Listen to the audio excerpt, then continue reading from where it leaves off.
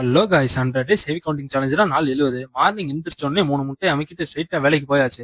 வேலை எப்பயும் போனதால வேலை போன டைம் தெரியல. ஸோ அதை முடிச்சுட்டு வீட்டுக்கு வந்தோடனே மார்னிங் 3 முட்டை சாப்பிட்டதால செம்ம பசி. ஸோ அதனால வீட்டுல மாதுளப்பழ ஜூஸ் வச்சு வந்திருந்தாங்க. அதை ஒரே ஒரு கல்ப்பா அடிச்சுட்டு ஒரு 200 கிராம் ரைஸையும் சாப்பிட்டு கொஞ்ச நேரம் செல்ல பிக் பாஸ் பார்க்க உட்காந்தாச்சு.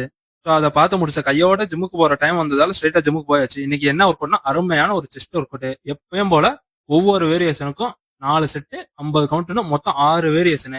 இதுல இடையில வேற என் ஃப்ரெண்ட்ஸ் 2 பேர் வாக்கிங் போயிட்டு சிக்கன் சாப்பிடலாம் வர்றியாடான்னு அவனுக்கு சாப்பிட்டுக்கிட்டே கேட்கறானுங்க. ஜிம்முக்கு முன்னாடி அவனுங்களை அப்படியே அமைதியா அனுப்பி வச்சுட்டு மிச்சம் இருந்த செஸ்ட் ஒரு கொட்டையும் போட்டுட்டு இன்னைக்கு மொத்த ரெப்பு செஸ்ட்டுக்கு மட்டும் பாத்தீங்கன்னா 1200 ரெப்ஸ்.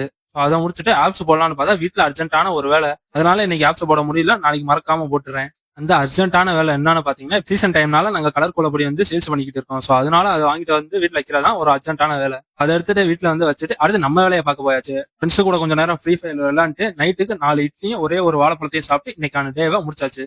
சோ டே 71 சரி, டாடா.